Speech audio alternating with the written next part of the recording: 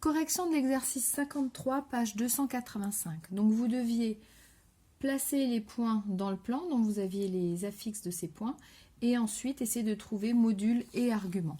Le premier point était le point A. L'affixe du point A était 1 plus I. Alors on place, c'est donc le point de coordonnées 1, 1. Ensuite, on essaie de trouver son module. Donc son module, c'est la longueur OA. Le module de ZA, c'est la longueur OA. Pour trouver la longueur OA, on va se placer dans le triangle, puisque le repère est orthonormé, qui est vert ici, qui est un triangle rectangle isocèle, dont les côtés de l'angle droit valent 1.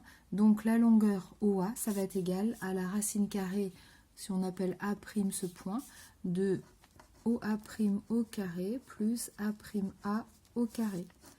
Donc tout simplement, racine de 1 au carré plus 1 au carré, donc racine de 2. Première manière d'expliquer géométriquement le module de ZA. Ensuite, un argument de ZA.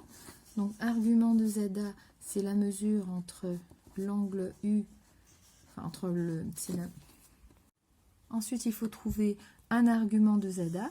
Donc un argument, c'est la mesure d'un angle, de l'angle, entre le vecteur U et le vecteur OA. Or, on a un triangle rectangle isocèle, ce qui fait qu'on a un angle ici de 90 et deux angles à la base qui ont la même mesure, donc de 45 degrés, c'est-à-dire de pi sur 4. Ce qui fait que la mesure de l'angle UOA est égale à pi sur 4, tout simplement parce que OAA' est rectangle isocèle en A', et donc les angles à la base valent pi sur 4. Ensuite, vous aviez à trouver module et argument de b égale à moins 1 moins i. Alors, le point B est donc diamétralement opposé, puisque son abscisse et son ordonnée sont opposés à A. C'est donc le symétrique du point A par rapport au point O. Ou si on prend le cercle de centre O et de rayon OA, c'est le point qui est diamétralement opposé au point A. Donc AB est un diamètre. Ce qui fait que au niveau du module de ZB, eh ben, c'est égal au module de ZA. C'est égal donc à racine de 2 ici.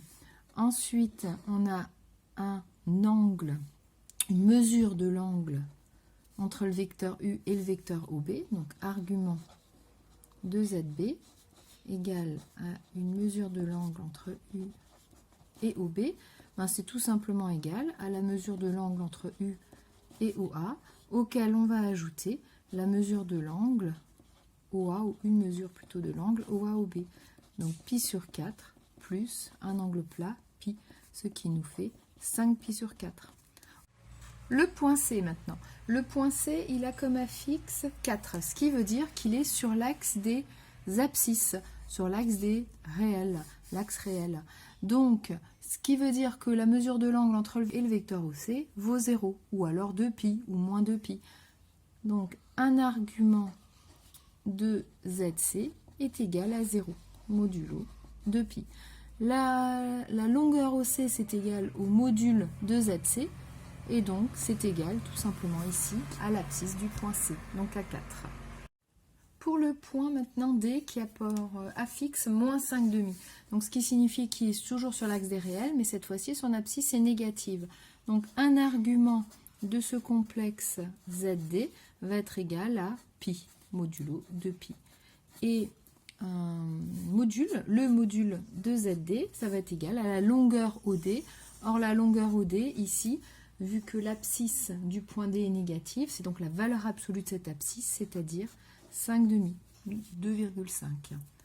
Ensuite, le point suivant est le point E d'abscisse 2i, donc il est ici.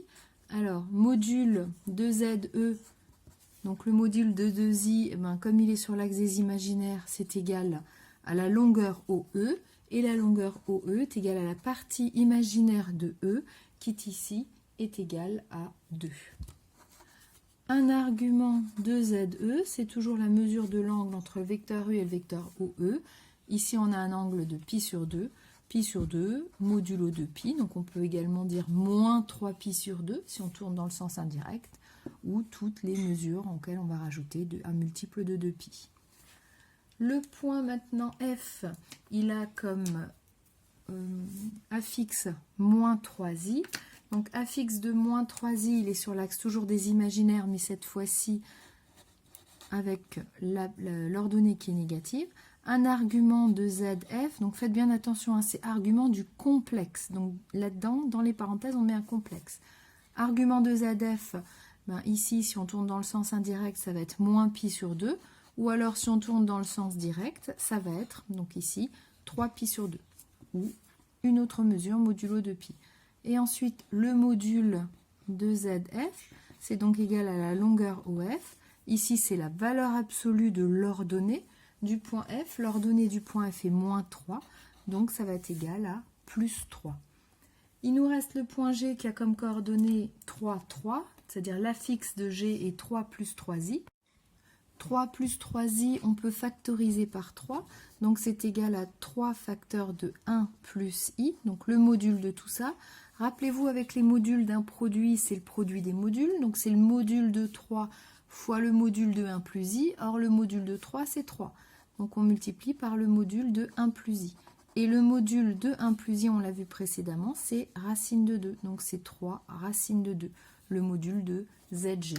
Et tout simplement, on voit que le point G en fait est aligné avec le point O et le point A. O et G sont sur la même droite. Donc ici, on va avoir que la longueur OG est égale à un multiple fois la longueur OA, et ce multiple c'est 3. Et du fait que ces trois points sont alignés, un argument donc de ZG va être égal à un argument de ZA, puisque c'est égal à une mesure de l'angle entre le vecteur U et le vecteur OG, qui est la même que l'angle entre le vecteur U et le vecteur OA. Donc argument du complexe ZG est égal à un argument du complexe ZA, et on avait trouvé pi sur 4 modulo de pi. Ce qui termine l'exercice 53.